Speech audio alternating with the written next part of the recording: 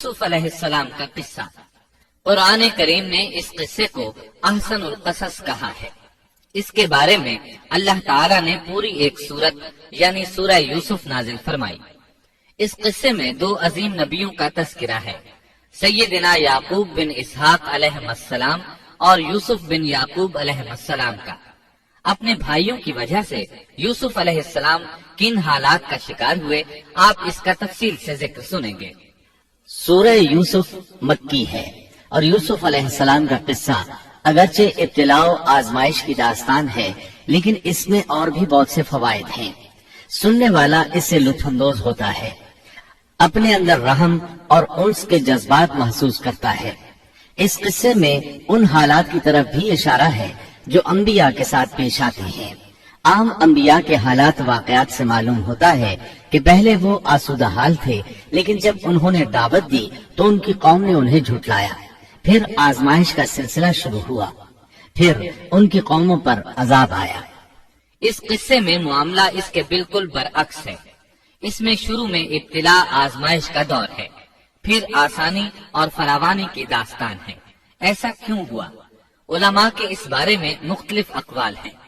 عطا رحمت اللہ علیہ فرماتے ہیں، غمزدہ پریشان حال اگر یوسف علیہ السلام کے قصے کو سنتا ہے تو اس کے دل کو سکون ملتا ہے، وہ مطمئن ہو جاتا ہے، اس لیے کہ اس میں تنگی کے بعد آسانی ہے، مشکلات کے بعد اللہ کی نعمتوں کا نزول اس سے ظاہر ہے۔ سورہ یوسف سورہ ہود کے بعد نازل ہوئی۔ سورہ ہود میں انبیاء کرام کے تذکرے کے بعد قوم ہود اور قوم صالح کی تباہی کا ذکر آتا ہے، پھر ان اقوام کا تذکرہ ہے جو تباہ و برباد ہوئی۔ پھر سورہ یوسف عام الحزن میں نازل ہوئی۔ یہ وہ سال تھا جس میں نبی صلی اللہ علیہ وسلم کے چچا ابو طالب فوت ہوئے۔ ابو طالب ہر طرح آپ کا ساتھ دیتے رہے تھے، یہاں تک کہ رسول اکرم صلی اللہ علیہ وسلم فرماتے ہیں، قریش نے مجھ سے صحیح معنوں میں دشمنی کا آغاز ابو طالب کی وفات کے بعد کیا۔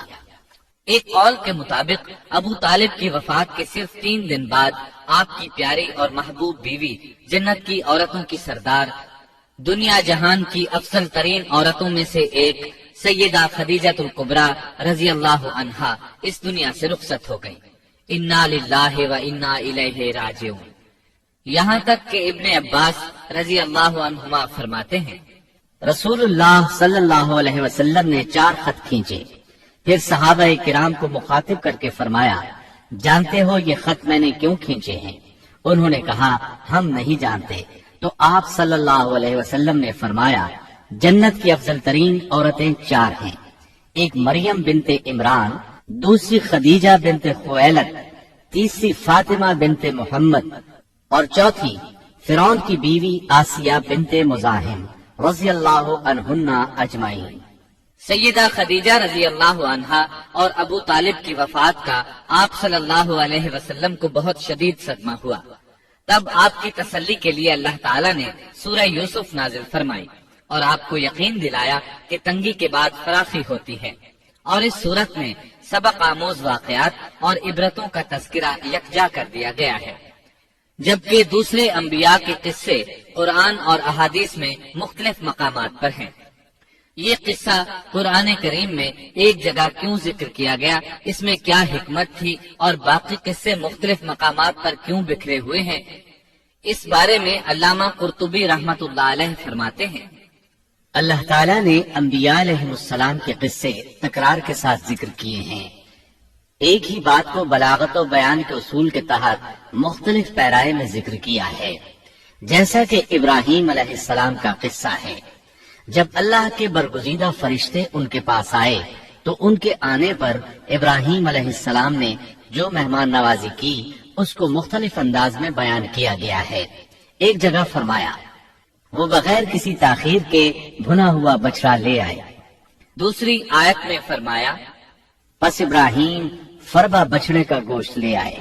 ان دونوں جملوں کو جمع کرنے سے معلوم ہوا بھنا ہوا موٹا تازہ بچڑا پیش کیا گیا۔ مختلف جگہوں پر ان کا تذکرہ اس لیے کیا گیا کہ لوگ اس سے عبرت پکڑیں۔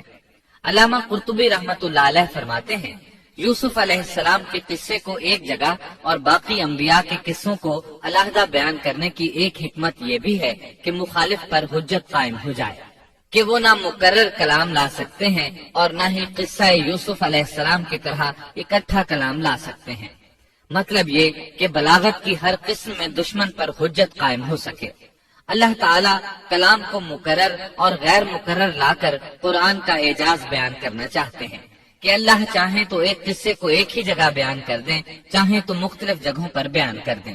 کوئی یہ نہ کہہ سکے کہ دیکھو قرآن میں یہ قصہ علیحدہ علیحدہ بیان ہوا ہے، میں اس کو ایک جگہ بیان کر سکتا ہوں، یا اس کے برعکس یہ نہ کہہ سکے کہ قرآن میں تو یہ قصہ ایک ہی جگہ بیان ہوا ہے، میں اس کو الگ الگ کر کے بیان کر سکتا ہوں۔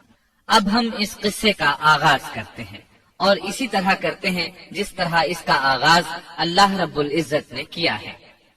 شروع اللہ کے نام سے جو بڑا مہربان نہایت رحم والا ہے۔ الف لام را، یہ روشن کتاب کی آیتیں ہیں۔ یقیناً ہم نے اس کتاب کو عربی قرآن بنا کر نازل فرمایا ہے تاکہ تم سمجھ سکو۔ ہم آپ کے سامنے بہترین بیان پیش کرتے ہیں اس قرآن سے جو ہم نے آپ کی جانب وحی کے ذریعے نازل کیا ہے، اور یقیناً آپ اس سے پہلے بے خبروں میں سے تھے۔ قصہ در اصل ایک خبر کے بعد دوسری خبر اور اطلاع در اطلاع کو کہتے ہیں، اور قصص کا اصل قصہ ہے یعنی پیچھے چلنا، جیسا کہ اللہ کی کتاب میں ہے۔ موسیٰ کی والدہ نے ان کی بہن سے کہا کہ تو اس کے پیچھے پیچھے جا، اور قصص کی اصل یہی ہے کہ کسی خبر کا پے در پے آنا۔ اس لیے ارشاد باری تعالی ہے، ہم آپ پر بہترین قصے بیان کرتے ہیں، اور یقیناً آپ اس سے پہلے بے خبروں میں سے تھے۔ غفلت سے مراد یہاں اللہ کے ذکر سے غفلت نہیں، بلکہ اس کا مطلب یہ ہے کہ نزول قرآن سے پہلے آپ ان قصص سے واقف نہیں تھے۔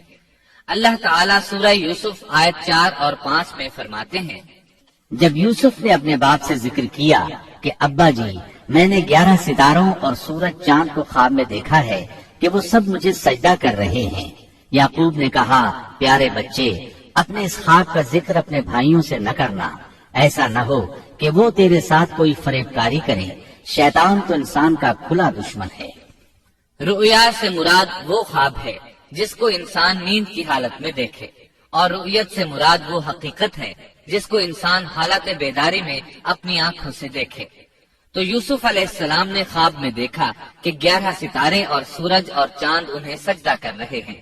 یعقوب علیہ السلام خواب کی حقیقت کو جان گئے، اگرچہ آپ خوابوں کی تعبیر نہیں بتاتے تھے، لیکن انہیں علم ہو گیا کہ اس میں یوسف علیہ السلام کی تکریم ہے، اور انہیں یہ بھی علم تھا کہ یوسف علیہ السلام کے بھائی ان سے حسد کرتے ہیں۔ اسی لیے انہوں نے یوسف علیہ السلام سے کہا کہ اپنے بھائیوں کو یہ خواب نہ سنانا۔ یوسف علیہ السلام کے 11 بھائی تھے، بنیامین ان کے سگے بھائی تھے، باقی 6 ایک ماں سے اور 4 2 لونڈیوں سے تھے۔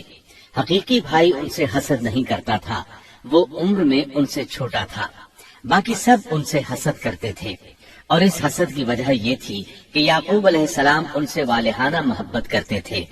اسی طرح بنیامین سے بھی انہیں بہت لگاؤ تھا، مطلب یہ کہ ان دونوں سے انہیں زیادہ محبت تھی، اور محبت میں کمی بیشی کوئی بری چیز نہیں، البتہ نبی کریم صلی اللہ علیہ وسلم نے فرمایا، ان میں عدل سے ضرور کام لیں۔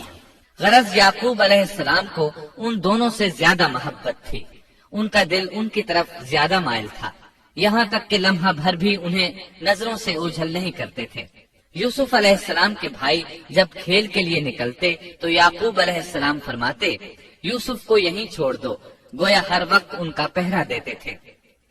اللہ تعالیٰ سورہ یوسف آیت 6 میں فرماتے ہیں، اور اسی طرح تجھے تیرا پروردگار برگزیدہ کرے گا، اور تجھے معاملہ فہمی یعنی خوابوں کی تعبیر بھی سکھائے گا، اور اپنی نعمت تجھے بھرپور عطا فرمائے گا، اور یعقوب کے گھر والوں کو بھی، جیسے کہ اس نے اس سے پہلے تیرے دادا اور پردادا یعنی ابراہیم و اسحاق کو بھی بھرپور اپنی نعمت دی۔ یقیناً تیرا رب بہت بڑے علم والا اور زبردست حکمت والا ہے۔ یعنی آپ کو منتخب کر لیا اور تمام بھائیوں سے آپ کو چن لیا، اور یعقوب علیہ السلام کے سارے بیٹوں سے آپ کا انتخاب کیا، اور اس دور کے لوگوں میں سے آپ کو نبوت دینے کا ارادہ کیا۔ مزید یہ کہ وہ لوگوں کو خوابوں کی تعبیر بھی بتاتے تھے، اور آیت میں جس نعمت کا ذکر ہے اس سے مراد نبوت کی نعمت ہے، اور یہ قصہ اللہ تعالیٰ نے نصیحت کے لیے ذکر کیا ہے۔ اللہ تعالیٰ سورہ یوسف آیت 7 اور 8 میں فرماتے ہیں، یقیناً یوسف اور اس کے بھائیوں میں دریافت کرنے والوں کے لیے بڑی بڑی نشانیاں ہیں، جبکہ انہوں نے کہا کہ یوسف اور اس کا بھائی بنسبت ہمارے باپ کو بہت زیادہ پیارا ہے، حالانکہ ہم طاقتور جماعت ہیں، کوئی شک نہیں کہ ہمارے ابا سری غلطی میں ہے۔ کہا جاتا ہے کہ یہودیوں نے نبی کریم صلی اللہ علیہ وسلم سے یوسف علیہ السلام کے قصے کے متعلق سوال کیا تو یہ مکمل صورت انہیں قصہ سنانے کے لیے نازل ہوئی، جبکہ بنی اسرائیل کو یہ مکمل قصہ معلوم نہ تھا، اور جو معلوم تھا وہ بھی تحریف شدہ تھا۔ قرآن ان کی اس تحریف کو واضح کرنے کے لیے بھی نازل ہوا، اور جو بھی بنی اسرائیل کا شخص یا کوئی اور اس کے متعلق پوچھے گا اس کے لیے عبرتیں اور نصیحتیں ہیں۔ یوسف کے بھائیوں نے کہا کہ ہمارا باپ یوسف اور اس کے بھائی سے زیادہ محبت کیوں کرتا ہے، جبکہ ہم ایک جماعت ہیں۔ اپنے باپ کے اس عمل پر اعتراض کیا، اور یقیناً یہ ایک بہت برا گمان تھا۔ زلال کا معنی گمراہی ہوتا ہے، لیکن کبھی خطا پر بھی بولا جاتا ہے، اور انہوں نے باہمی مشورہ کیا اور سوچ بچار کے بعد یوسف علیہ السلام کے قتل کی تجویز طے ہوئی۔ اللہ تعالیٰ آیت 9 میں فرماتے ہیں، یوسف کو تو مار ہی ڈالو یا اسے کسی نامعلوم جگہ پھینک دو کہ تمہارے والد کا رخ صرف تمہاری طرف ہی ہو جائے، اس کے بعد تم نیک ہو جانا۔ مطلب یہ کہ وہ آپس میں کہنے لگے یوسف کو قتل کر دو۔ اس پر بڑے بھائی یہودا نے مداخلت کی اور کہا قتل بہت سنگین جرم ہے، اس پر وہ بولے تب پھر اسے کہیں غائب کر دو تاکہ باپ کی توجہ تمہاری طرف ہو جائے اور یوسف والی رکاوٹ ختم ہو جائے۔ دیکھیے کیسی سوچ ہے، پہلے برائی کریں گے پھر توبہ کریں گے اور نیک بن جائیں گے۔ بھلا کیا ایسا آدمی جو برائی اس نیت سے کرتا ہے بعد میں توبہ کر لے گا، کیا اس کی توبہ قبول ہوگی؟ علماء فرماتے ہیں توبہ کا دروازہ کھلا ہے۔ اللہ تعالیٰ رات کے وقت صدا دیتا ہے کہ دن کو برائی کرنے والے توبہ کر لے، اور دن کو آواز دیتا ہے رات کو برائی کرنے والے توبہ کر لے۔ کوئی توبہ کا دروازہ بند نہیں کر سکتا، یہاں تک کہ انسان جتنی بار بھی گناہ کر کے توبہ کرے اللہ قبول کرتا ہے۔ اس لیے اللہ نے ان کی توبہ قبول کر لی۔ تاہم اس بات سے ڈرنا چاہیے کہ اگر گناہ کرنے کے بعد توبہ کا موقع ہی نہ ملے اور موت آ لے تو کیا ہوگا؟ یہ بات نہایت ہی خوفناک ہے کہ توبہ کا موقع ہی نہ ملے۔ اللہ تعالیٰ آیت نمبر 10 میں فرماتے ہیں، ان میں سے ایک نے کہا یوسف کو قتل تو نہ کرو بلکہ اسے کسی اندھے کنویں کی تہ میں ڈالاؤ کہ اسے کوئی آتا جاتا قافلہ اٹھا لے جائے، اگر تمہیں کرنا ہی ہے تو یوں کرو۔ یہودا نے انہیں قتل سے روکا اور کہا قواسم کے راستے میں عموقی نام کا کنواں ہے، اسے اس میں ڈال دو، کوئی گزرتا ہوا قافلہ اسے اٹھا لے جائے گا، اس سے نجات ہی پانا چاہتے ہو تو یہ کام کرو۔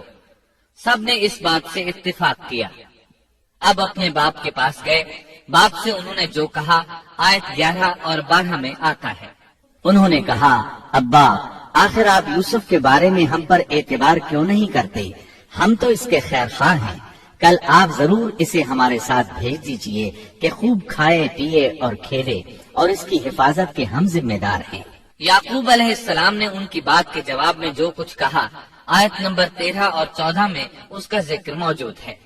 یعقوب نے کہا اسے تمہارا لے جانا مجھے تو سخت صدمہ دے گا، اور مجھے یہ بھی کھٹکا لگا رہے گا کہ تمہاری غفلت میں اسے بھیڑیا کھا جائے۔ انہوں نے جواب دیا کہ ہم جیسی زوراور جماعت کی موجودگی میں بھی اگر اسے بھیڑیا کھا جائے تو ہم بالکل نکمے ہی ہوئے۔ وہاں بھیڑیے کثرت سے تھے، اس لیے یعقوب علیہ السلام ڈرتے تھے۔ بیٹوں کے بار بار اصرار پر یعقوب علیہ السلام یوسف علیہ السلام کو ان کے ساتھ بھیجنے پر رضامند ہو گئے۔ اللہ تعالیٰ آیت 15 میں فرماتے ہیں، پھر جب اسے لے چلے اور سب نے مل کر ٹھان لیا کہ اسے غیر آباد گہرے کنویں کی تہ میں پھینک دیں، ہم نے یوسف کی طرف وحی کی کہ یقیناً وقت آ رہا ہے کہ تو انہیں اس ماجرے کی خبر اس حال میں دے گا کہ وہ جانتے ہی نہ ہوں گے۔ بعض روایات کے مطابق انہوں نے راستے میں یوسف علیہ السلام کو مارا پیٹا، برا بھلا کہا، اور ایسا کرنا ان کے لیے معمولی بات تھی کیونکہ وہ تو قتل کے درپے تھے۔ آخر کار کنویں کے پاس پہنچے اور مشورے کے مطابق انہیں کنویں میں ڈال دیا۔ یوسف علیہ السلام کنویں میں ایک پتھر پر گرے، یعنی پانی میں نہ گرے۔ آپ اس پتھر پر بیٹھ گئے۔ اللہ تعالیٰ کی طرف سے انہیں تسلی دی گئی کہ آپ پریشان نہ ہوں، بہت جلد آپ کنویں سے نکلیں گے اور انہیں ان کے اس گھناؤنے فعل کے بارے میں بتلائیں گے، اور انہیں اس بات کا گمان بھی نہیں ہوگا کہ ایسا وقت بھی آئے گا۔ یوسف علیہ السلام کو کنویں میں ڈالنے کے بعد انہوں نے گھر جانے کی تیاری کی۔ آیت نمبر 16 میں آتا ہے، اور عشاء کے وقت وہ سب اپنے باپ کے پاس روتے ہوئے پہنچے۔ امام آمش قاضی شرح رحمت اللہ علیہ کی مجلس میں بیٹھے تھے۔ ایک عورت آئی، اس کا ایک آدمی سے جھگڑا تھا، وہ بہت شدت سے رو رہی تھی۔ آمش بولے، آپ دیکھتے نہیں یہ کس بری طرح رو رہی ہے؟ ان کا مطلب یہ تھا کہ یہ سچی ہے۔ قاضی شرح فرمانے لگے، یوسف علیہ السلام کے بھائی رات کو روتے ہوئے اپنے باپ کے پاس آئے تھے، بس فیصلہ رونے پر نہیں انصاف پر ہونا چاہیے۔ اب یوسف علیہ السلام کے بھائیوں نے باپ کو تفصیل سنائی۔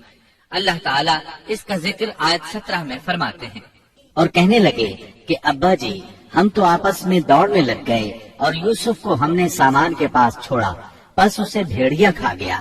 آپ تو ہماری بات نہیں مانیں گے، گو ہم بالکل سچے ہی ہوں۔ سو انہوں نے یہ بات بتائی، لیکن اس سے جھوٹ صاف ظاہر ہو رہا تھا، جیسا کہ اگلی آیت میں ہے۔ اور یوسف کے کرتے کو جھوٹ موڑ کے خون سے خون آلود بھی کر لائے تھے۔ ابن عباس رضی اللہ عنہما فرماتے ہیں کہ انہوں نے بکری ذبح کی اور یوسف علیہ السلام کی قمیص پر اس کا خون مل لیا اور خون میں لت پت قمیص یعقوب علیہ السلام کے پاس لے آئے۔ جب یعقوب علیہ السلام نے دیکھا تو فرمانے لگے، یہ بھیڑیا بھی کتنا رحم دل تھا، میرے بیٹے کو تو کھا لیا اور قمیص کو کچھ نہیں کہا، تمہاری عقل کہاں ہے؟ اس بات کا ذکر آیت 18 میں ہے۔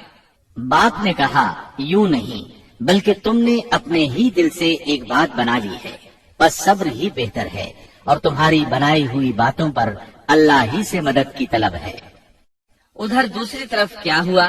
آیت 19 میں اللہ فرماتے ہیں، اور ایک قافلہ آیا اور انہوں نے اپنے ایک پانی لانے والے کو بھیجا، اس نے اپنا ڈول لٹکا دیا اور کہنے لگا، واہ واہ، خوشی کی بات ہے، یہ تو ایک لڑکا ہے۔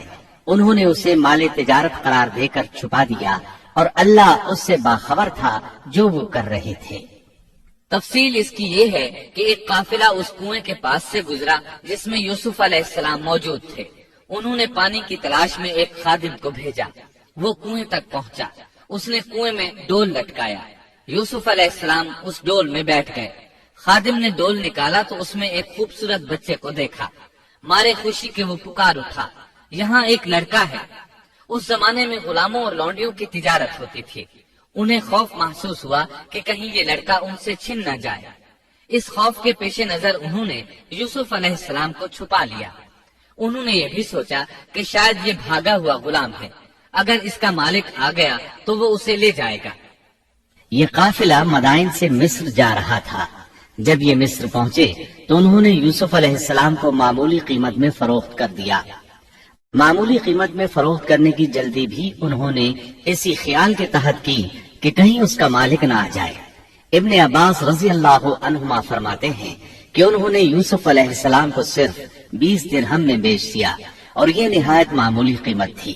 آیت نمبر 21 میں ہے، مصر والوں میں سے جس نے اسے خریدا تھا اس نے اپنی بیوی سے کہا کہ اسے بہت عزت و احترام کے ساتھ رکھو، بہت ممکن ہے کہ یہ ہمیں فائدہ پہنچائے یا اسے ہم اپنا بیٹا ہی بنا لیں۔ یہ شخص مصر کا وزیر خزانہ تھا، بے اولاد تھا۔ اس نے سوچا شاید یہ لڑکا بڑا ہو کر اچھا انسان بنے، لہذا کیوں نہ ہم اسے بیٹا بنا لیں۔ اس طرح یوسف علیہ السلام وزیر خزانہ کے گھر پلے بڑھے۔ وزیر خزانہ عزیز مصر کہلاتا تھا۔ عزیز نے آپ کو بیٹوں کی طرح رکھا۔ آپ کچھ بڑے ہوئے تو شاہی محل کی دیکھ بھال آپ کے ذمہ لگا دی گئی، شاہی محل کے تمام اختیارات آپ کے سپرد کر دیے گئے۔ اللہ تعالیٰ آیت 21 اور 22 میں فرماتے ہیں، یوں ہم نے مصر کی سرزمین میں یوسف کا قدم جما دیا کہ ہم اسے خواب کی تعبیر کا کچھ علم سکھا دیں۔ اللہ اپنے ارادے پر غالب ہے، لیکن اکثر لوگ بے علم ہوتے ہیں۔ اور جب یوسف پختگی کی عمر کو پہنچ گئے تو ہم نے اسے قوت فیصلہ اور علم دیا. ہم نیک کاروں کو اسی طرح بدلہ دیتے ہیں. یوسف علیہ السلام بہت پاکیزہ اور توحید والے ماحول میں پروان چڑھے. گھر کا سارا انتظام انہی کے ہاتھ میں تھا. آپ بہت بصیرت اور سوجھ بوجھ سے گھر کا نظام چلا رہے تھے. ابھی عزیز مصر کی بیوی نے آپ کو گمراہ کرنے کی کوشش نہیں کی تھی کہ علم اور بصیرت کی صفات آپ میں موجود تھی. مفسرین لکھتے ہیں جب یوسف علیہ السلام کی عمر 17-18 سال کی ہوئی تو جوانی کے ساتھ ان کے حسن میں مزید اضافہ ہوا. حسن یوسف واقعی بے مثال تھا. نبی اکرم صلی اللہ علیہ وسلم فرماتے ہیں معراج کی رات میری ملاقات یوسف علیہ السلام سے ہوئی. ایسا لگتا تھا کہ دنیا کا نصف حسن یوسف علیہ السلام کو ملا ہے. مفسرین اس کی وضاحت کرتے ہیں کہ حسن کو اللہ تعالیٰ نے 2 حصوں میں تقسیم کیا ہے. آدھا حسن یوسف علیہ السلام کو دیا اور آدھا باقی ساری مخلوق میں تقسیم کر دیا. اللہ اکبر، یہ ہے حسن یوسف. اور جب یوسف کے حسن کی کیفیت یہ ہے تو پھر اس کے خالق کے کیا کہنے. جب عزیز مصر کی بیوی نے ان کا حسن دیکھا تو بے اختیار ہو گئی. اس کے اندر ہیجان پیدا ہوا. اس نے یوسف علیہ السلام سے بدکاری کا ارادہ کر لیا. ان کے ساتھ لطف و عنایت کا سلسلہ شروع کر دیا اور پھسلانے کے جتنے طریقے ہو سکتے تھے وہ اختیار کیے. ناز و نخرے کے ساتھ اس سے پیش آنے لگی. اللہ آیت 23 میں فرماتے ہیں اس عورت نے جس کے گھر میں یوسف تھے یوسف کو بہلانا پھسلانا شروع کیا کہ وہ اپنے نفس کی نگرانی چھوڑ دے اور دروازے بند کر کے کہنے لگی لو آ جاؤ. یوسف نے کہا اللہ کی پناہ، وہ میرا رب ہے، مجھے اس نے بہت اچھی طرح رکھا ہے. بے انصافی کرنے والوں کا بھلا نہیں ہوتا ہے. مطلب یہ کہ آخر نوبت یہاں تک پہنچ گئی کہ ایک دن اس نے سارے دروازے بند کر لیے اور کہنے لگی آئیے یوسف، میں نے یہ زیب و زینت آپ کے لیے کی ہے. یوسف علیہ السلام فرمانے لگے اللہ کی پناہ، یہ ناممکن ہے، میں ایسا نہیں کر سکتا. کیا میں اپنے مالک کی گھر والی سے بدکاری کروں جس نے مجھے اپنے بیٹوں کی طرح ناز و نعمت میں رکھا؟ یہ بہت بڑا ظلم ہے اور ظالم لوگ فلاح نہیں پا سکتے. آپ نے فوراً انکار کر دیا اس لیے کہ آپ صاحب علم تھے، صاحب حلم تھے، بادشاہ کے مقام اور مرتبے کو جاننے کے ساتھ برائی کے نقصانات سے بھی باخبر تھے. خود صاحب فضل تھے اور اہل فضل کے مقام و مرتبے سے بھی واقف تھے. قرآن کریم کی آیات آپ کی طہارت اور پاکیزگی بیان کر رہی ہیں. آیت 24 میں ہے اس عورت نے یوسف کا قصد کیا اور یوسف اس کا قصد کرتے اگر وہ اپنے پروردگار کی دلیل نہ دیکھتے. یوسف علیہ السلام نے اس کا ارادہ نہیں کیا، یہاں تک کہ اللہ تعالیٰ کی مہربانی سے ان کے دل میں اس گناہ کا خیال تک نہیں آیا. اللہ تعالیٰ نے آخر آپ کو علم بھی دیا تھا اور حلم بھی. آپ بادشاہ کے مرتبے سے واقف تھے، نیک تھے، جانتے تھے زانی کبھی فلاح نہیں پا سکتا، بلکہ آپ نے تو فوراً کہہ دیا اللہ کی پناہ، میں ایسا ہرگز نہیں کر سکتا. اتنی بڑی آزمائش میں ان کے دل میں خیال آنا ممکن تھا. جیسا کہ سخت گرمی اور پیاس کی حالت میں کسی کو ٹھنڈے پانی کا گلاس ملے تو دل میں پانی پی لینے کا خیال ضرور آتا ہے، لیکن پھر یاد آتا ہے کہ وہ روزے سے ہے. لیکن یوسف علیہ السلام کے دل میں تو اتنا سا خیال بھی نہیں آیا. اس کی وجہ یہ تھی کہ آپ نے اپنے رب کی دلیل دیکھی تھی. وہ دلیل کیا تھی اس بارے میں مفسرین کے مختلف اقوال ہیں. بعض کہتے ہیں آپ نے جبرائیل علیہ السلام کو دیکھا، بعض کہتے ہیں آپ نے یعقوب علیہ السلام کو دیکھا، وہ انہیں انگلی کے اشارے سے منع کر رہے تھے. بعض نے لکھا ہے کہ آپ نے دروازے پر یہ لکھا دیکھا تھا بے شک زنا بڑی بے حیائی اور بہت ہی بری راہ ہے. بہرحال یہ مفسرین اور مورخین کے اقوال ہیں، اس بارے میں کوئی صحیح حدیث نہیں ملتی. اتنا ہے کہ آپ نے کوئی ایسی چیز دیکھی ضرور تھی جس کی بنا پر آپ کو خیال تک نہ آیا، اور برہان اللہ ہی کی طرف سے تھی، اس نے انہیں سوچنے بھی نہ دیا. اللہ آیت نمبر 24 میں فرماتے ہیں اس طرح ہم نے انہیں اس برائی اور بے حیائی سے بچا لیا کیونکہ وہ ہمارے مخلص بندوں میں سے تھے. اللہ نے آپ کو صرف زنا سے نہیں برائی سے بھی بچا لیا. یہ اس بات کی دلیل ہے کہ آپ نے ارادہ تک نہیں کیا. پھر اسی آیت میں اللہ نے آپ کو اپنا برگزیدہ بندہ فرمایا اور یہ ممکن ہی نہیں کہ کوئی انسان اللہ کے برگزیدہ بندوں میں سے بھی ہو اور پھر کفر بھی کرے، ہرگز ممکن نہیں۔ انبیاء ایسی باتوں سے پاک رہتے ہیں۔ عزیز مصر کی بیوی نے اصرار کیا، آپ کو مجبور کیا اور لگی چمٹنے تو یوسف علیہ السلام وہاں سے بھاگے۔ عزیز کی بیوی آپ کے پیچھے بھاگی۔ اللہ تعالیٰ نے آیت 25 میں اس واقعے کو یوں بیان فرمایا ہے، اور دونوں دروازے کی طرف دوڑے اور اس عورت نے یوسف کا کرتا پیچھے کی طرف سے کھینچ کر پھاڑ ڈالا اور دروازے کے پاس ہی عورت کا شوہر دونوں کو مل گیا تو کہنے لگی، جو شخص تیری بیوی کے ساتھ برا ارادہ کرے بس اس کی سزا یہی ہے کہ اسے قید کر دیا جائے یا اور کوئی دردناک سزا دی جائے۔ سیدنا یوسف علیہ السلام خود کو بچانے کے لیے دروازے کی طرف دوڑ پڑے تھے، یہ پیچھے دوڑی، دروازہ بند تھا۔ ابھی آپ دروازہ کھولنے کی کوشش کر رہے تھے کہ اس نے پیچھے سے آپ کی قمیص پکڑ لی، جھٹکا جو لگا تو قمیص پیچھے سے پھٹ گئی۔ اسی دوران دروازہ کھل گیا اور عزیز مصر اندر داخل ہوا۔ اس نے یہ منظر اپنی آنکھوں سے دیکھا کہ اس کی بیوی زیب و زینت کے ساتھ بن سنور کر یوسف علیہ السلام کے بالکل پیچھے کھڑی ہے۔ اسی وقت اس نے خود کو الزام سے بچانے کے لیے کہہ دیا، جو تیری بیوی کے ساتھ برائی کا ارادہ رکھتا ہے اس کا کیا بدلہ ہے؟ پھر خود ہی کہنے لگی، اسے قید خانے میں بند کر دینا چاہیے۔ ایسا اس نے اس لیے کہا کہیں وہ یوسف علیہ السلام کو قتل نہ کر دے۔ ادھر یوسف علیہ السلام نے بھی فوراً اپنا دفاع کیا اور کہا، میں مجرم نہیں بلکہ یہ ساری کارستانی اس کی اپنی ہے۔ آیت 26 اور 27 میں ہے۔ یوسف نے کہا، یہ عورت ہی مجھے پھسلا رہی تھی، اور عورت کے قبیلے ہی کے ایک شخص نے گواہی دی کہ اگر اس کا کرتا آگے سے پھٹا ہوا ہو تو عورت سچی ہے اور یوسف جھوٹ بولنے والوں میں سے ہے، اور اگر اس کا کرتا پیچھے کی جانب سے پھٹا ہوا ہو تو عورت جھوٹی ہے اور یوسف سچوں میں سے ہے۔ یہ گواہ کون تھا؟ اس بارے میں دو قسم کی روایات ہیں۔ پہلی روایت یہ ہے کہ وہ دودھ پیتا بچہ تھا، اس نے کہا کہ اس عورت نے بہکایا ہے اور یہ اللہ کا معجزہ تھا۔ دوسری روایت یہ ہے کہ عزیز مصر کے ساتھ اس کا چچا زاد تھا، اس نے کہا، قمیص دیکھو کہاں سے پھٹی ہے، پیچھے سے پھٹی ہے تو یوسف سچے اور آگے سے پھٹی ہے تو پھر وہ سچی ہے، یوسف جھوٹے ہیں۔ آیت نمبر 28 میں آتا ہے، سو جب خاوند نے دیکھا کہ یوسف کا کرتا پیٹھ کی جانب سے پھٹا ہوا ہے تو صاف کہہ دیا کہ یہ تو عورتوں کی چال بازی ہے، بے شک تمہاری چال بازی بہت بڑی ہے۔ سید قطب کہتے ہیں، عزیز مصر ان لوگوں میں سے تھا جن کے نزدیک شرف کی کوئی قیمت نہیں تھی۔ اگر اس میں غیرت ہوتی تو اس کا خون کھولتا، وہ عورت پر برہم ہوتا، لیکن اس نے غصے کے بغیر کہا۔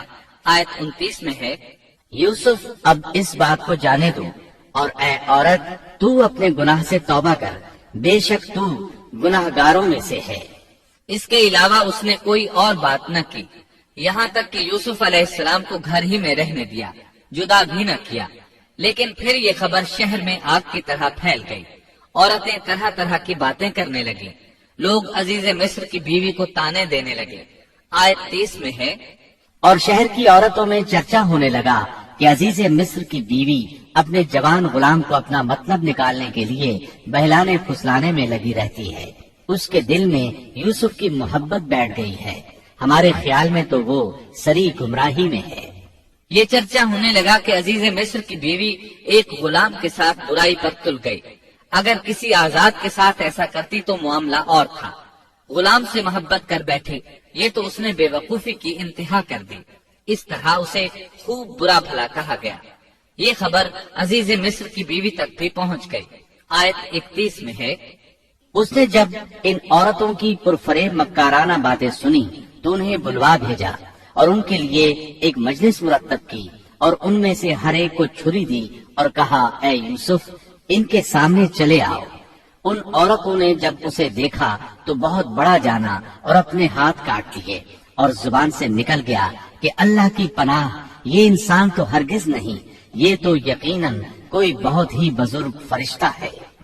وضاحت اس کی یہ ہے کہ اس عورت نے اپنے گھر میں ایک دعوت کا انتظام کیا، تمام عورتوں کو اس دعوت میں بلایا، دعوت کا انتظام اس طرح کیا کہ سب کے لیے ایک تکیہ لگایا، پھل سامنے رکھے اور ہر ایک کو ایک ایک چھری تھما دی۔ ساتھ ہی یوسف علیہ السلام سے کہا کہ مجلس میں آ جائیں۔ جب یوسف علیہ السلام آئے تو وہ انہیں دیکھ کر مبہوت رہ گئیں۔ ان کے حسن سے اس قدر متاثر ہوئی کہ اپنا ہوش نہ رہا اور پھلوں کے بجائے اپنے ہاتھ کاٹ ڈالے، لیکن اس کا انہیں احساس تک نہ ہوا۔ سبحان اللہ، کیا حسن تھا جس کی وجہ سے انہوں نے اپنے ہاتھ کاٹ لیے اور خبر تک نہ ہوئی۔ کہنے لگی یہ تو کوئی فرشتہ معلوم ہوتا ہے، انسان اتنا خوبصورت کیسے ہو سکتا ہے؟ آیت 32 میں ہے، اس وقت عزیز مصر کی بیوی نے کہا، یہ ہے وہ جس کے بارے میں تم مجھے تانا دے رہی تھی۔ میں نے ہر چند اس سے اپنا مطلب حاصل کرنا چاہا، لیکن یہ بال بال بچا رہا، اور جو کچھ میں اس سے کہہ رہی ہوں اگر یہ نہ کرے گا تو یقیناً یہ قید کر دیا جائے گا، اور بے شک یہ بہت ہی بے عزت ہوگا۔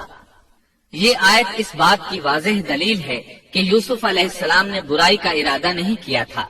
پھر بات یہیں پر ختم نہیں ہو گئی، بلکہ تمام عورتیں یوسف علیہ السلام پر ٹوٹ پڑیں۔ ان میں سے ہر ایک کی خواہش تھی کہ یوسف علیہ السلام اس سے محبت کریں اور بے حیائی کا ارتکاب کریں۔ اپنی عزت اور شرف کو انہوں نے خاک میں ملا دیا۔ یوسف علیہ السلام کے حسن پر فریفتہ ہو گئی۔ اس کیفیت کو دیکھ کر یوسف علیہ السلام نے اپنے رب سے دعا کی۔ آیت 33 اور 34 میں آتا ہے، یوسف نے دعا کی کہ اے میرے پروردگار، جس بات کی طرف یہ عورتیں مجھے بلا رہی ہیں اس سے تو مجھے جیل خانہ بہت پسند ہے۔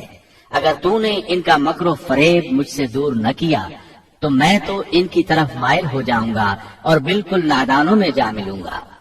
اس سے ظاہر ہوا سب عورتیں یوسف علیہ السلام کو اپنی طرف متوجہ کر رہی تھیں۔ انہوں نے ہر طریقہ اختیار کیا، لیکن یوسف علیہ السلام نے کسی ایک کی طرف توجہ نہ دی۔ اللہ نے انہیں بچا لیا اور عورتوں کی چال کو ناکام بنا دیا۔ اس واقعے کی خبر بھی لوگوں میں پھیل گئی۔ عزیز مصر کی بیوی کو پتہ چل گیا کہ یہ خبریں پورے شہر میں پھیل گئی ہیں اور لوگ اسے ہی قصوروار ٹھہرا رہے ہیں۔ تب وہ اپنے خاوند کے پاس گئی، اس سے کہا، اب کیا کیا جائے؟ سب لوگ مجھے ہی الزام دے رہے ہیں، معاملہ بہت پھیل گیا ہے، اس بات کو دبانے کے لیے کچھ کرنا چاہیے۔ عزیز مصر نے کہا، پھر کیا کیا جائے؟ آخر آپس میں مشورہ ہوا، دونوں اس پر متفق ہو گئے۔ ابن عباس رضی اللہ عنہما فرماتے ہیں، انہوں نے یوسف علیہ السلام کو ایک گدھے پر سوار کیا اور ایک ڈھول والا ساتھ کر دیا اور یہ منادی کرائی کہ اس عبرانی غلام نے اپنی مالکہ کے ساتھ برائی کی کوشش کی ہے، لہٰذا اسے اس جرم کی پاداش میں جیل میں ڈالا جاتا ہے۔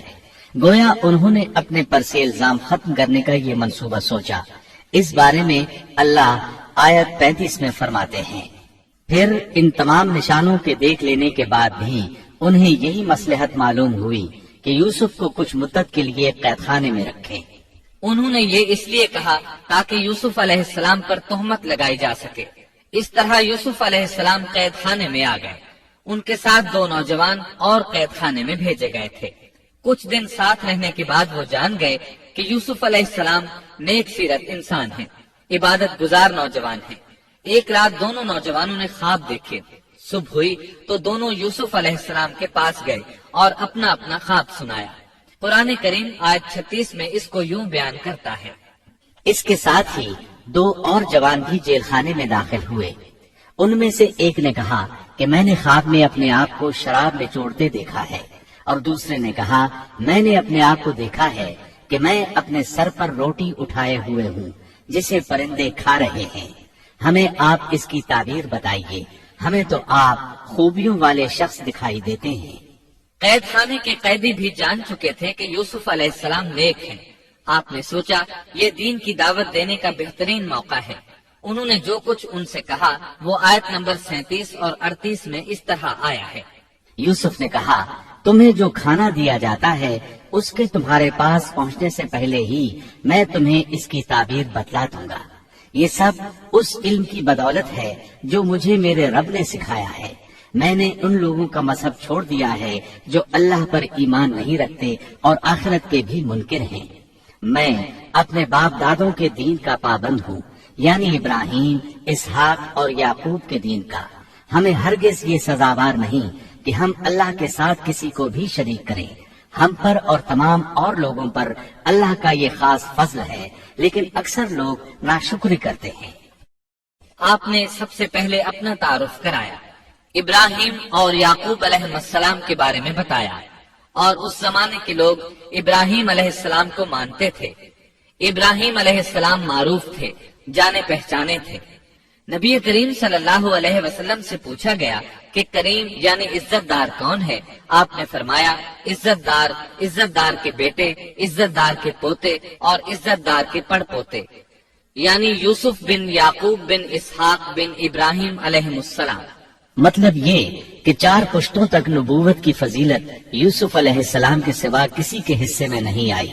یہ عزت اور بزرگی کی انتہا ہے. آپ نے اپنے دین کا تعارف کرانے کے بعد ان سے جو کچھ کہا وہ آیت 39 اور 40 میں آتا ہے.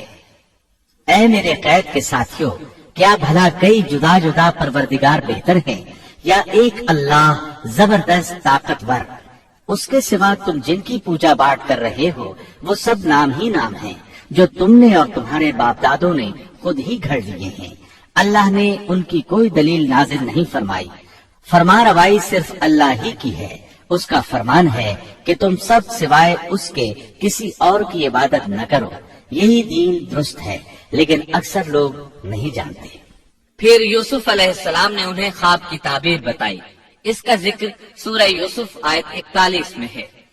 اے میرے قید خانے کے رفیقوں، تم دونوں میں سے ایک تو اپنے بادشاہ کو شراب پلانے پر مقرر ہو جائے گا، لیکن دوسرا سولی دیا جائے گا اور پرندے اس کا سر نوچ نوچ کھائیں گے. تم دونوں جس کے بارے میں تحقیق کر رہے تھے اس کام کا فیصلہ کر دیا گیا. تعبیر سن کر وہ قیدی کہنے لگے ہم نے اس طرح خواب نہیں دیکھا.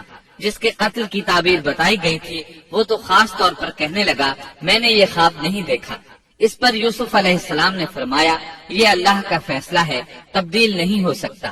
پھر آپ نے دوسرے قیدی سے فرمایا اور جس کی نسبت یوسف کا گمان تھا کہ ان دونوں میں سے یہ چھوٹ جائے گا، اس سے کہا کہ اپنے بادشاہ سے میرا ذکر بھی کر دینا. پھر اسے شیطان نے اپنے بادشاہ سے ذکر کرنا بھلا دیا اور یوسف نے کئی سال قید خانے ہی میں کاٹے. پھر اسی طرح ہوا. ایک کو پھانسی پر چڑھا دیا گیا، دوسرا بادشاہ کو شراب پلانے پر مقرر ہوا، لیکن وہ یوسف علیہ السلام کا ذکر کرنا بھول گیا. اللہ تعالیٰ آیت 42 میں فرماتے ہیں شیطان نے اسے بھلا دیا. اس آیت کی تفسیر بعض مفسرین نے یہ کی ہے کہ شیطان نے یوسف علیہ السلام کو اپنے رب یعنی اللہ تعالیٰ کی یاد سے غافل کر دیا، اور انہوں نے ایک بندے سے چاہا کہ وہ اپنے رب یعنی شاہ مصر سے ان کا تذکرہ کر کے ان کی رہائی کی کوشش کرے. اس لیے اللہ تعالیٰ نے ان کو یہ سزا دی کہ وہ کئی سال تک جیل میں پڑے رہے. یہ تفسیر بالکل غلط ہے. درست یہ ہے کہ فَأَنْسَاهُ کی ضمیر اس شخص کی طرف لوٹتی ہے جس کے متعلق یوسف علیہ السلام کا گمان تھا کہ وہ رہائی پانے والا ہے. اور اس آیت کے معنی یہ ہے کہ شیطان نے اس شخص کو اپنے آقا سے یوسف علیہ السلام کا ذکر کرنا بھلا دیا، جیسا کہ علامہ ابن کثیر اور دیگر مفسرین نے اسی طرح کہا ہے. انس رضی اللہ عنہ سے مروی یہ روایت کہ اللہ تعالیٰ نے یوسف علیہ السلام کی طرف وحی کی کہ اے یوسف تجھے تیرے بھائیوں سے کس نے نجات دی؟ فرمایا اے اللہ آپ نے. اللہ نے پھر پوچھا یوسف تجھے کنویں سے کس نے نکالا؟ انہوں نے جواب دیا اللہ آپ نے. اللہ تعالیٰ نے پھر پوچھا یوسف تجھے عورتوں سے کس نے بچایا؟ کہا اللہ آپ نے.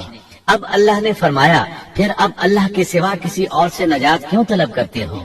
یہ روایت عقل اور نقل دونوں کے خلاف ہے، کیونکہ تکالیف و مصائب سے خلاصی کے لیے دنیاوی اسباب اختیار کرنا جائز ہے، جیسا کہ سورۃ المائدہ میں اللہ تعالیٰ فرماتے ہیں کہ نیکی اور تقوی کے کاموں میں ایک دوسرے کا تعاون کرو.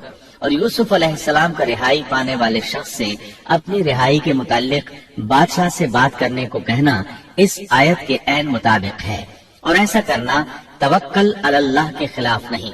لہذا مذکورہ بیان کردہ روایت جس طرح سند کے اعتبار سے کمزور ہے، اسی طرح مفہوم کے اعتبار سے بھی قرآن کے خلاف ہے. یوسف علیہ السلام قید خانے میں پڑے ہیں، کسی کو ان کی خبر تک نہیں. یہ ان کی ایک اور آزمائش تھی، کسی کو خبر ہو تو نکالے. آخر کچھ مدت بعد بادشاہ نے خواب دیکھا۔ بادشاہ نے کہا، میں نے خواب میں دیکھا ہے کہ 7 موٹی تازی فربا گائیں ہیں جن کو 7 دبلی پتلی لاغر گائیں کھا رہی ہیں، اور 7 بالیاں ہیں ہری ہری اور دوسری 7 بالکل خشک۔ اس خواب نے بادشاہ کو پریشان کر دیا۔ اس نے کہا، اے درباریو، میرے اس خواب کی تعبیر بتلاؤ اگر تم خواب کی تعبیر دے سکتے ہو۔ انہوں نے جواب دیا، یہ تو اڑتے اڑاتے پریشان خواب ہیں، اور ایسے شوریدہ پریشان خوابوں کی تعبیر جاننے والے ہم نہیں۔ جب وہ خواب کی تعبیر نہ بتا سکے تب اس ساقی کو یوسف علیہ السلام یاد آئے۔ وہ چونک اٹھا۔ ان 2 قیدیوں میں سے جو رہا ہوا تھا اسے مدت کے بعد یاد آ گیا اور کہنے لگا، میں تمہیں اس کی تعبیر بتلا دوں گا، مجھے جانے کی اجازت دیجیے۔ قید خانہ شہر سے باہر تھا، انہوں نے اسے ادھر روانہ کر دیا۔ وہ جیل پہنچا، یوسف علیہ السلام سے ملا اور بولا، اے یوسف، اے بہت بڑے سچے، آپ ہمیں اس خواب کی تعبیر بتلائیے کہ 7 موٹی تازی گائیں ہیں جنہیں 7 دبلی پتلی گائیں کھا رہی ہیں، اور 7 بالکل سبز خوشے ہیں، اور 7 ہی دوسرے بالکل خشک ہیں، تاکہ میں واپس جا کر ان لوگوں سے کہوں تاکہ وہ سب جان لیں۔ تب یوسف علیہ السلام نے خواب کی تعبیر بتائی۔ یوسف نے جواب دیا کہ تم 7 سال تک پے در پے لگاتار حسب عادت غلہ بویا کرنا، اور فصل کاٹ کر اسے بالیوں سمیت ہی رہنے دینا، سوائے اپنے کھانے کی تھوڑی سی مقدار کی۔ اس کے بعد 7 سال نہایت سخت قحط کے آئیں گے، وہ اس غلے کو کھا جائیں گے جو تم نے ان کے لیے ذخیرہ رکھ چھوڑا تھا، سوائے اس تھوڑے سے غلے کے جو تم محفوظ کر کے رکھو گے۔ آپ نے صرف خواب کی تعبیر نہیں بتائی بلکہ علاج بھی بتایا۔ اس کے بعد ایک اور بات بھی بتائی۔ اس کے بعد جو سال آئے گا اس میں لوگوں پر خوب بارش برسائی جائے گی، اور وہ اس میں شیرہ انگور بھی خوب نچوڑیں گے۔ ساقی بہت تیزی سے واپس گیا، بادشاہ کو پوری تفصیل بتائی۔ تب بادشاہ نے کہا، یوسف کو میرے پاس لاؤ۔ بادشاہ کا قاصد واپس آیا اور آپ سے کہا، بادشاہ آپ کو بلا رہا ہے۔ یوسف علیہ السلام نے کہا، میں قید خانے سے نہیں نکلوں گا۔ نبی کریم صلی اللہ علیہ وسلم فرماتے ہیں، اللہ یوسف علیہ السلام پر رحم فرمائے، انہوں نے کس حد تک صبر کیا۔ ان کی جگہ میں ہوتا اور مجھے قید خانے سے نکلنے کے لیے کہا جاتا تو میں فوراً باہر نکل جاتا۔ 7 سال تک قید میں رہنے کے بعد اگر کوئی قیدی سے باہر نکلنے کے لیے کہے اور وہ باہر نکلنے سے انکار کر دے تو یہ بات عجیب ہی لگ سکتی تھی، لیکن یوسف علیہ السلام ہر طرح سے بری ہو کر نکلنا چاہتے تھے۔ چنانچہ آپ نے کہا، یوسف نے کہا، اپنے بادشاہ کے پاس واپس جا اور اس سے پوچھ کہ ان عورتوں کا حقیقی واقعہ کیا ہے جنہوں نے اپنے ہاتھ کاٹ لیے تھے۔ ان کے ہیلے کو صحیح طور پر جاننے والا میرا پروردگار ہی ہے۔ قاصد واپس آیا، اس نے بادشاہ کو یوسف کا جواب سنایا۔ اب بادشاہ نے ان عورتوں کو جمع کیا اور کہا، بادشاہ نے پوچھا، اے عورتوں، اس وقت کا صحیح واقعہ کیا ہے جب تم داؤ فریب کر کے یوسف کو اس کی دلی منشا سے بہکانا چاہتی تھی؟ انہوں نے صاف جواب دیا کہ معاذ اللہ، ہم نے یوسف میں کوئی برائی نہیں پائی۔ پھر تو عزیز مصر کی بیوی بھی بول اٹھی کہ اب تو حق سچ واضح ہو گیا ہے، میں نے ہی اسے ورغلایا تھا اس کے جی سے، اور یقیناً وہ سچوں میں سے ہے۔ یوسف نے کہا، یہ اس واسطے کہ عزیز مصر جان لے کہ میں نے اس کی پیٹھ پیچھے اس کی خیانت نہیں کی، اور یہ بھی کہ اللہ دغابازوں کے ہتھ کنڈے چلنے نہیں دیتا۔ میں اپنے نفس کی پاکیزگی بیان نہیں کرتا، بے شک نفس تو برائی پر ابھارنے والا ہی ہے، مگر یہ کہ میرا پروردگار ہی اپنا رحم کرے، یقیناً میرا پالنے والا، بڑی بخشش کرنے والا اور بہت مہربانی فرمانے والا ہے۔ بعض مفسرین کے نزدیک یہ یوسف علیہ السلام کا قول ہے، اور یہ انہوں نے اس وقت کہا جب جیل میں ان کو یہ ساری تفصیل بتلائی گئی، یا بعض کے بقول بادشاہ کے پاس جا کر انہوں نے یہ کہا۔ بعض مفسرین کے نزدیک یہ بھی عزیز مصر کی بیوی ہی کا قول ہے، اور مطلب یہ ہے کہ یوسف کی غیر موجودگی میں بھی اسے غلط طور پر تہمت لگا کر خیانت کا ارتکاب نہیں کرتی، بلکہ امانت کے تقاضوں کو سامنے رکھتے ہوئے اپنی غلطی کا اعتراف کرتی ہیں۔ یا یہ مطلب ہے کہ میں نے یوسف کو پھسلانے کی کوشش ضرور کی، لیکن واقعہ یہ ہے کہ اپنے خاوند کی خیانت نہیں کی اور کسی بڑے گناہ میں واقع نہیں ہوئی۔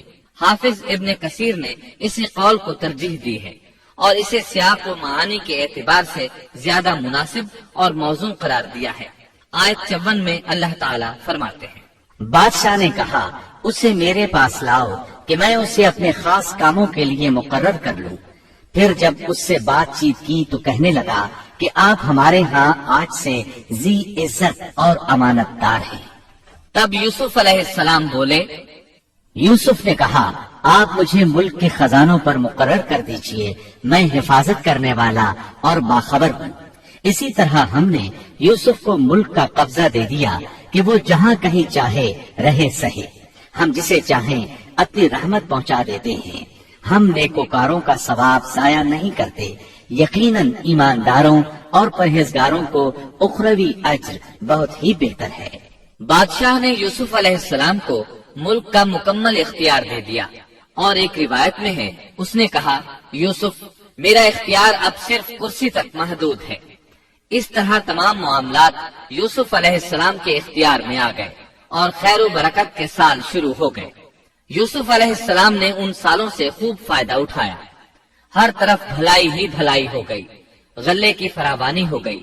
जिस तरह यूसुफ अलैहिस्सलाम चाहते थे उसी तरह खर्च किया जाता था। फिर इस तरह 7 साल खत्म हो गए और कहत के साल शुरू हो गए। इस कहत ने न सिर्फ मिस्र को बल्कि फिलिस्तीन वगैरह के इलाकों को भी अपनी लपेट में ले लिया। अब चूंकि मिस्र बहुत ज्यादा खुशहाल था, यूसुफ अलैहिस्सलाम ने 7 साल तक गल्ले को बचा बचा कर रखा था, इसलिए लोग मिस्र आना शुरू हो गए। फिलिस्तीन में भी गल्ला खत्म हो गया। याकूब अलैहिस्सलाम और उनके बेटों तक भी कहत के असरात पहुँच गए, बल्कि उनके इलाके में कहत शदीद हो गया। तलाश के बावजूद गल्ला नहीं मिलता था, मिलता भी था तो बहुत महंगा। फिलिस्तीन में खबर पहुंची कि मिस्र का बादशाह पुरानी कीमत पर गल्ला दे रहा है। ये खबर इसलिए पहुंची कि यूसुफ अलैहिस्सलाम पुरानी कीमत पर गल्ला फरोख्त कर रहे थे। चुनाचे फिलिस्तीन से गल्ला खरीदने के लिए काफिले मिस्र आने लगे।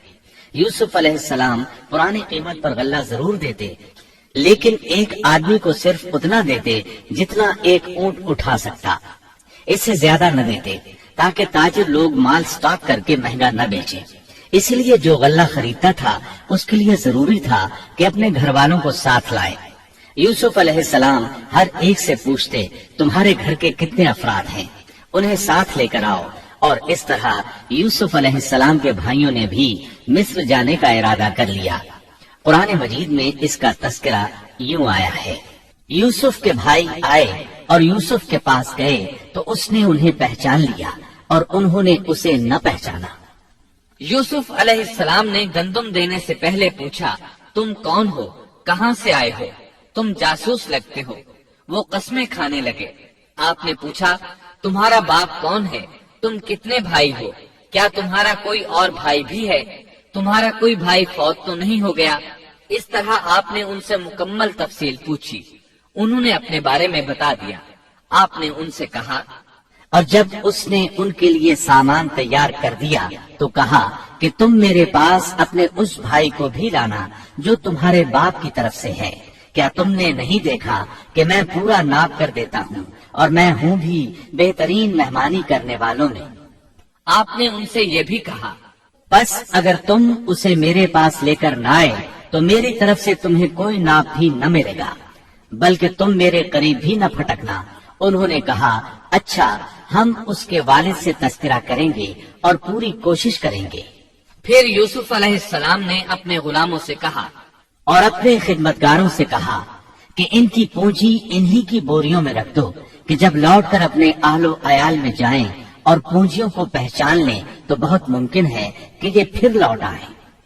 दरअसल यूसुफ अलैहिस्सलाम चाहते थे किसी तरह वो दोबारा आए। उन्हें ये खदशा महसूस हुआ कि मुमकिन है दोबारा आने के लिए उनके पास रकम न हो और ये गल्ला खरीदने न आए। इसलिए उनकी कीमत उनके सामान में रख दी ताकि वो दोबारा आए। जब ये घर पहुँचे तो सामान खोलने से पहले बाप से कहा। जब ये लोग लौटकर अपने वालिद के पास गए तो कहने लगे, हमसे तो गल्ले का पैमाना रोक लिया गया, अब आप हमारे साथ हमारे भाई को भेजिए कि हम पैमाना भरकर लाएं। हम इसकी निगरानी के जिम्मेदार हैं। یعنی انہوں نے کہا کہ آئندہ ہمیں غلہ اسی صورت میں ملے گا جب ہم اپنے چھوٹے بھائی بنیامین کو ساتھ لے جائیں گے۔ اس پر یعقوب علیہ السلام نے فرمایا، یعقوب نے کہا کہ مجھے تو اس کی بابت تمہارا بس ویسا ہی اعتبار ہے جیسا اس سے پہلے اس کے بھائی کے بارے میں تھا۔ بس اللہ ہی بہترین حافظ ہے اور وہ سب مہربانوں سے بڑا مہربان ہے۔ مطلب یہ کہ یعقوب علیہ السلام نے ان کی بات ماننے سے انکار کر دیا۔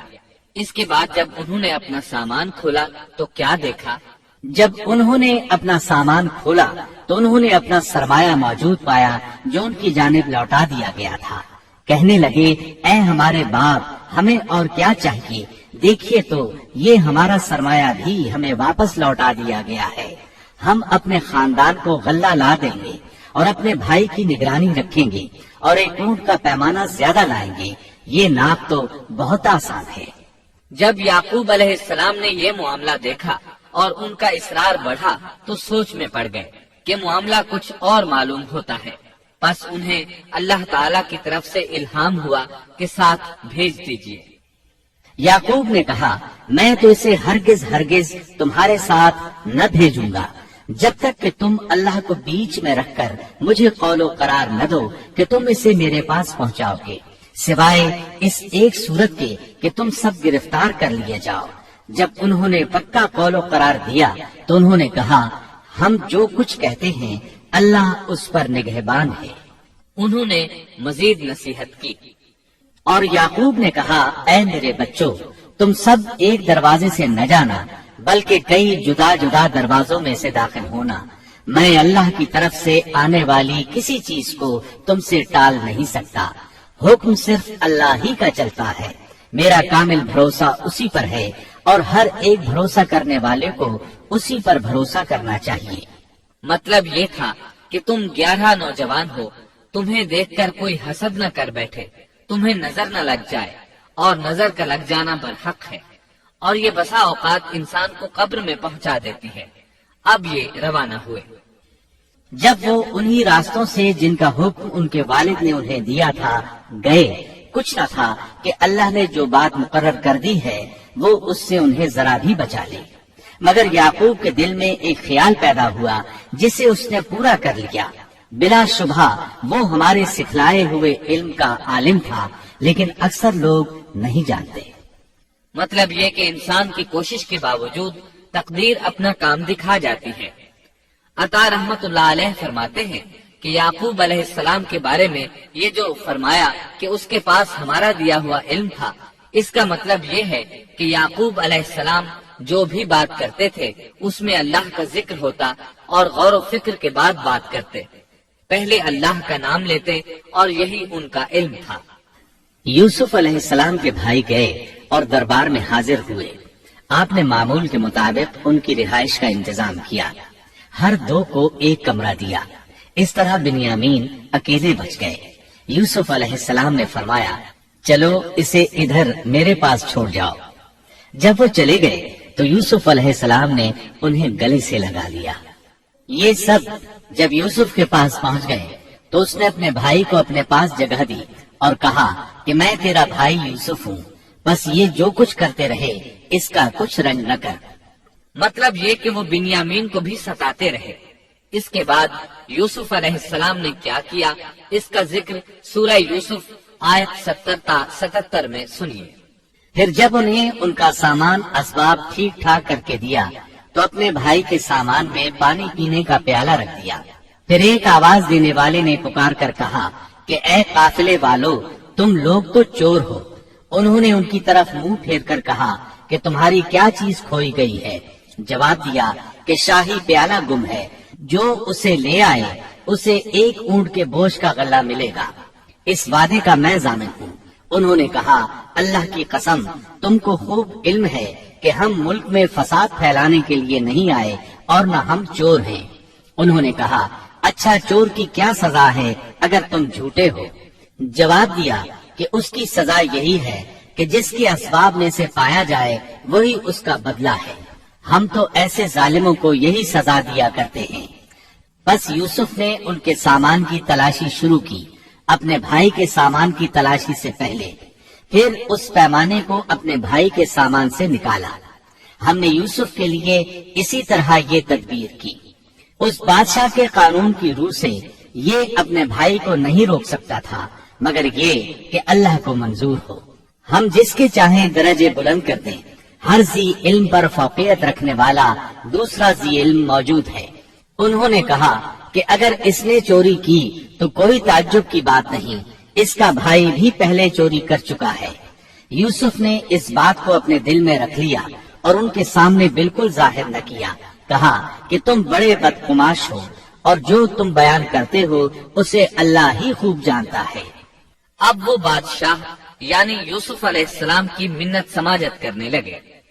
انہوں نے کہا کہ اے عزیز مصر، اس کے والد بڑی عمر کے بالکل بوڑھے شخص ہیں، آپ اس کے بدلے ہم میں سے کسی کو لے لیجئے، ہم دیکھتے ہیں کہ آپ بڑے نیک نفس ہیں۔ یوسف نے کہا کہ ہم نے جس کے پاس اپنی چیز پائی ہے اس کے سوا دوسرے کی گرفتاری کرنے سے اللہ کی پناہ چاہتے ہیں، ایسا کرنے سے تو ہم یقیناً ناانصافی کرنے والے ہو جائیں گے۔ جب وہ اس سے مایوس ہو گئے تو تنہائی میں بیٹھ کر مشورہ کرنے لگے۔ ان میں جو سب سے بڑا تھا اس نے کہا، تمہیں معلوم نہیں کہ تمہارے والد نے تم سے اللہ کی قسم لے کر پختہ قول قرار لیا ہے اور اس سے پہلے یوسف کے بارے میں تم کوتاہی کر چکے ہو، بس میں تو اس سرزمین سے نہ ٹلوں گا جب تک کہ والد صاحب خود مجھے اجازت نہ دیں یا اللہ میرے اس معاملے کا فیصلہ کر دے، وہی بہترین فیصلہ کرنے والا ہے۔ تم سب والد صاحب کی خدمت میں واپس جاؤ اور کہو کہ ابا جی، آپ کے صاحبزادے نے چوری کی اور ہم نے وہی گواہی دی تھی جو ہم جانتے تھے، ہم کچھ غیب کی حفاظت کرنے والے نہ تھے۔ آپ اس شہر کے لوگوں سے دریافت فرما لیں جہاں ہم تھے اور اس قافلے سے بھی پوچھ لیں جس کے ساتھ ہم آئے ہیں، اور یقیناً ہم بالکل سچے ہیں۔ یعقوب نے کہا، یہ تو نہیں بلکہ تم نے اپنی طرف سے بات بنا لی، بس اب صبر ہی بہتر ہے، قریب ہے کہ اللہ ان سب کو میرے پاس ہی پہنچا دے، وہی علم و حکمت والا ہے۔ پھر یعقوب علیہ السلام رونے لگے اور کہنے لگے، پھر ان سے منہ پھیر لیا اور کہا، ہائے یوسف۔ ان کی آنکھیں بوجہ رنج و غم کے سفید ہو چکی تھیں اور وہ غم کو دبائے ہوئے تھے۔ بیٹوں نے کہا، واللہ آپ ہمیشہ یوسف کی یاد ہی میں لگے رہیں گے یہاں تک کہ کھل جائیں یا ختم ہی ہو جائے۔ اس پر یعقوب علیہ السلام نے کہا، انہوں نے کہا کہ میں تو اپنی پریشانیوں اور رنج کی فریاد اللہ ہی سے کر رہا ہوں، مجھے اللہ کی طرف سے وہ باتیں معلوم ہیں جو تم نہیں جانتے۔ میرے پیارے بچوں، تم جاؤ اور یوسف کی اور اس کے بھائی کی پوری طرح تلاش کرو اور اللہ کی رحمت سے نا امید نہ ہو، یقیناً رب کی رحمت سے نا امید وہی ہوتے ہیں جو کافر ہوتے ہیں۔ اب ان کے پاس غلہ خریدنے کے لیے سامان تجارت بہت کم تھا۔ وہ تھوڑا سا سامان لے کر پھر یوسف علیہ السلام کے پاس گئے۔ پھر جب یہ لوگ یوسف کے پاس پہنچے تو کہنے لگے کہ اے عزیز، ہم کو اور ہمارے خاندان کو دکھ پہنچا ہے، ہم حقیر پونجی لائے ہیں، بس آپ ہمیں پورے غلے کا ناپ دیجئے اور ہم پر خیرات کیجئے، اللہ خیرات کرنے والوں کو بدلہ دیتا ہے۔ اب برادران یوسف ان کے سامنے رسوائی کے درجے تک پہنچ گئے، چنانچہ یوسف علیہ السلام نے انہیں زیادہ پریشان کرنا مناسب نہ سمجھا اور اپنا مکمل تعارف کروا دیا۔ یوسف نے کہا، جانتے بھی ہو کہ تم نے یوسف اور اس کے بھائی کے ساتھ اپنی نادانی کی حالت میں کیا کیا؟ انہوں نے کہا، واقعی تو ہی یوسف ہے۔ جواب دیا کہ ہاں، میں یوسف ہوں اور یہ میرا بھائی ہے، اللہ نے ہم پر فضل و کرم کیا۔ بات یہ ہے کہ جو بھی پرہیزگاری اور صبر کرے تو اللہ کسی نیکوکار کا اجر ضائع نہیں کرتا۔ انہوں نے کہا، اللہ کی قسم، اللہ نے تجھے ہم پر برتری دی ہے اور یہ بھی بالکل سچ ہے کہ ہم خطا کار تھے۔ جواب دیا، آج تم پر کوئی ملامت نہیں ہے، اللہ تمہیں بخشے، وہ سب مہربانوں سے بڑا مہربان ہے۔ میرا یہ کرتا تم لے جاؤ اور اسے میرے والد کے منہ پر ڈال دو کہ وہ دیکھنے لگیں اور اپنے خاندان کو میرے پاس لے آؤ۔ وہ قمیص لے کر یعقوب علیہ السلام کی طرف چل دیے۔ جو ہی مصر سے چلے، یعقوب علیہ السلام نے خوشبو محسوس کر لی۔ جب یہ قافلہ جدا ہوا تو ان کے والد نے کہا کہ مجھے تو یوسف کی خوشبو آ رہی ہے، اگر تم مجھے بے وقوف نہ کہو۔ وہ کہنے لگے کہ واللہ آپ اپنے اسی پرانے خط میں مبتلا ہیں۔ جب خوشخبری دینے والے نے پہنچ کر ان کے منہ پر وہ کرتا ڈالا، اسی وقت وہ پھر سے بینا ہو گئے۔ کہا کیا میں تم سے نہ کہا کرتا تھا کہ میں اللہ کی طرف سے وہ باتیں جانتا ہوں جو تم نہیں جانتے؟ انہوں نے کہا ابا جی آپ ہمارے لیے گناہوں کی بخشش طلب کیجئے، بے شک ہم قصوروار ہیں۔ کہا اچھا میں جلد ہی تمہارے لیے اپنے پروردگار سے بخشش مانگوں گا، وہ بہت بڑا بخشنے والا اور نہایت مہربانی کرنے والا ہے۔ پھر سارا خاندان یوسف علیہ السلام کے پاس آیا۔